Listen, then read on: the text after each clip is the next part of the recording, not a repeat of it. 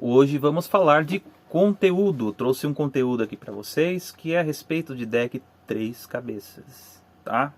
Tô com um exemplar aqui, um Kenyu-de KX780 e vamos aqui falar do porquê que geralmente eu não pego o deck 3 cabeças e nem recomendo para os meus clientes. Porém, existem exceções, tá? Vamos falar primeiro das exceções. Um deck 3 cabeças hoje, recomendo para meus clientes comprarem ao vivo, ou seja, sem depender aí de Mercado Livre. Primeiro porque a gente não sabe como está a condição das cabeças magnéticas, é o principal fator.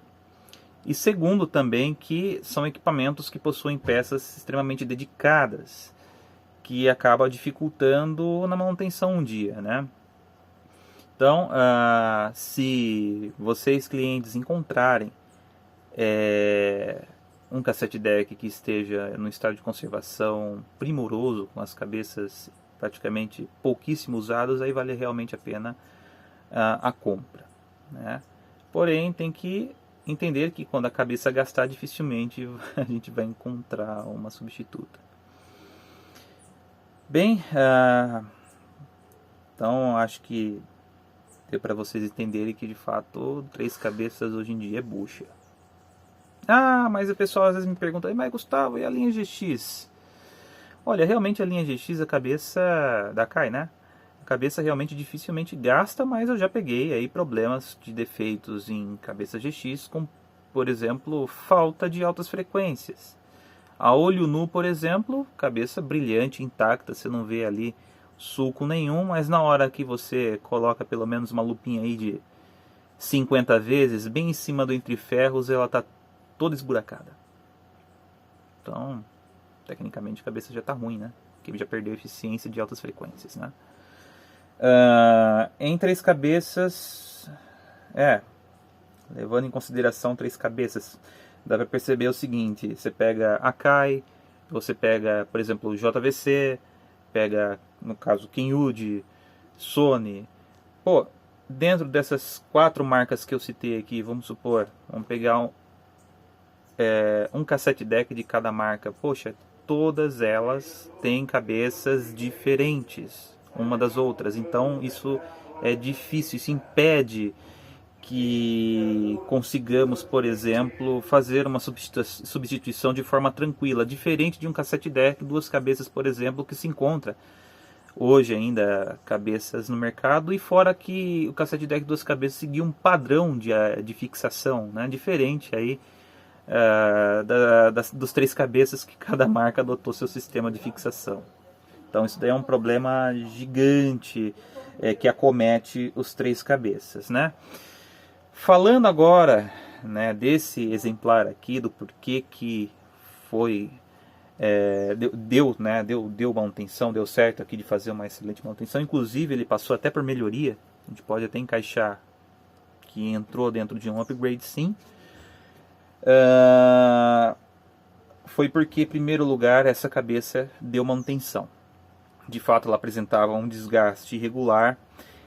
Exatamente esse modelo, ele usa uma cabeça que é um KX780, uma cabeça que é uma combinação, ou seja, a que faz a gravação é uma High-B Hard Permalloy e a que faz a reprodução é uma cabeça do tipo ferrite. Só que acontece uma coisa, né? A ferrite é uma cabeça que ela é muito mais resistente ao desgaste e a Permalloy não. A Permalloy acaba desgastando mais rápido, principalmente de maneira irregular, né? Fazendo com que a eficiência desse equipamento caia drasticamente, mas cai muito mesmo, em gravação, né? Existe um método para recuperação da cabeça, esse método eu domino bem, que é o método da lapidação, né? A gente chama de hand lapping. Lembrando que o hand lapping ele é um procedimento quando você não tem, por exemplo, uma cabeça nova para substituir, né? Principalmente essa. É muito comum você encontrar esse tipo de situação, né? Aliás, esse tipo de manutenção, por exemplo, em gravador de rolo, mas não é muito comum você encontrar isso em cassete deck. Por quê? Vamos falar assim, de uma maneira mais simplista, né? Comparando o gravador de rolo com o gravador cassete. Em primeiro lugar, o gravador de rolo não possui outros tipos de fita a não ser ferro. Teve alguns outros tipos como ferro cromo ou cromo, mas exceções. A maior parte das fitas é ferro, cuja qualidade vai variar, por exemplo, pela velocidade da fita. Segundo lugar é que o sistema de baias de um gravador de rolo não tem tantas amplitudes, né? Porque só trabalha com tipo de ferro. E também a cabeça é maior, é mais fácil de trabalhar quando se trata aí de handlapping. Já a cabeça de um gravador cassete, ela trabalha com diferentes correntes de polarização, né? Então você tem aí uma polarização para ferro, uma para cromo, uma para metal. O metal chega a ser 250 vezes maior a potência de baias do que uma fita ferro. Então, se obviamente você tem o núcleo em forma de C, né, o entre ferros em forma de C, se você vai afinando essa parte aqui, vai estrangulando a força da corrente eletromagnética para fitas, por exemplo, com maior densidade, impedindo elas de ter uma eficiência necessária, minimamente necessária para fazer a gravação, né? Em fita com uma densidade mais alta. Bem, nesse caso aqui desse Kenwood foi possível fazer o handlapping, né, nessa cabeça, porém é algo extremamente arriscado mesmo, porque é necessário você conhecer bem a cabeça para saber o quanto de material ela ainda tem. Então, obviamente, eu tenho um exemplar dessa cabeça já desgastada que o entre ferros já abriu, e eu consigo, através dessa mesma cabeça, ter ela como parâmetro, né? Ou seja, limite, ter ela como um limiar, e através dessa cabeça medir quantos microns que ainda falta para gastar o entre ferros. Então, através disso eu sei se é possível a recuperação deste modelo de cabeça ou não. Nesse caso, essa cabeça ela já está desgastada mais do que meia vida. Então foi um processo extremamente arriscado. Isso da cabeça de gravação. Detalhe, uma coisa curiosa deste modelo aqui, que esse modelo aqui compartilha a mesma cabeça com o 484 da Gradiente. Tá? É a mesma combinação de cabeça. Então, feito isso, foi possível, pelo menos aí, nivelar os canais, né? E também nivelar o sistema de baias durante os ajustes. Foi possível nivelar, mas não foi suficiente porque acabou acometendo as fitas do tipo cromo e do tipo metal. Isso realmente foi bem dificultoso de tentar extrair resultado. Até que da primeira vez que fiz manutenção, né, primeira parte da manutenção, não consegui ter resultado nem em cromo nem em metal, somente com fita ferro. Isso aconteceu porque está existindo um desnível entre a cabeça de gravação e a cabeça de reprodução. O contato da fita não fica de uma forma perfeita. Então isso é mais um desafio de um três cabeças, né? Como que você vai fazer um handlapping num três cabeças, sendo que pode causar certo desnível entre a cabeça de gravação e a cabeça de reprodução, principalmente quando essas cabeças são de materiais diferentes, né? A outra pergunta que eu lanço a vocês, como, por exemplo, vocês vão fazer o handlapping numa cabeça GX, como vocês vão fazer numa cabeça do tipo Sandust, que são materiais sinterizados, não são de elementos de liga, aonde que pode causar esfarelamento do material, né, que a gente chama de cracking. Diferente de um elemento de liga que é o permalloy, que ele não vai esfarelar.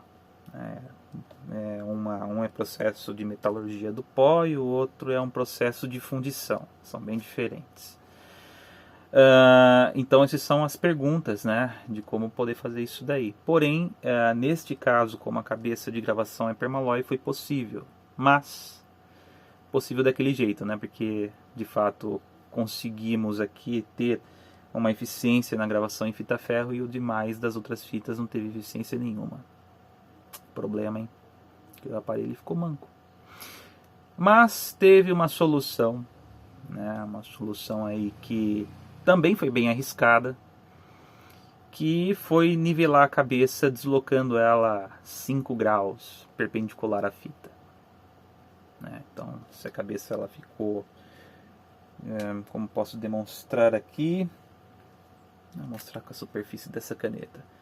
Se a cabeça ela ficou, aliás, originalmente ela é assim, foi desgastada mais essa parte, que é a parte do permalloy, que é a parte da gravação. Então, vamos imaginar que então a área de contato dela ficou levemente inclinada. Então bastou inclinar, né, ela aí uns 5 graus em relação à fita para melhorar a área de contato da cabeça de gravação com a fita cassete. Aí sim conseguimos resultados em fita cromo, porém em metal também. Está gravando metal, mas não com o volume ideal, até porque, como eu disse para vocês, né, Rilepen não faz milagre, ele apenas te dá aí uma sobrevida para o equipamento, né? E em fita metal estrangulou entre ferros, então aumenta, aliás, não tem como aumentar muito a corrente necessária para a gravação em fita metal, porque a cabeça ela acaba entrando antes disso em esterese magnética. Já a fita cromo foi possível, ainda atingir, né, a densidade magnética da fita cromo, e a fita ferro, perfeito, conseguimos também atingir a parte de densidade magnética da fita ferro. E mais um pulo do gato aqui que teve esse equipamento, em cima dessa modificação da cabeça, né, que foi um processo de adequação, vamos dizer assim, né? Um processo de, acho que adequação não ficou uma boa ideia, mas enfim, tentando achar uma palavra certa aqui, mas eu acho que deu para vocês entenderem aí do outro lado. E outra coisa é que o áudio desse equipamento originalmente, principalmente na gravação, não me agrada muito não, né? É um áudio cujo o turnover, principalmente das altas frequências, é muito distante do resto das médias altas, fazendo com que a eficiência em altas frequências, principalmente em fitas mais simples, acaba caindo. Então aí que já entrou o upgrade, né? Que foi estudar todo esse circuito, porque esse circuito, por mais que se assemelhe a um deck duas cabeças, um circuito, por exemplo, desse equipamento que vai ser diferente de um JVC, que vai ser diferente de um AK e por assim vai. É uma loucura. Então, para esse circuito conseguir dimensionar de novo as bobinas de equalização, redimensionei elas, né, principalmente em fita ferro, para que tenha um pouco mais de ataque, principalmente ali na faixa dos 12 kHz. Ficou muito interessante mesmo.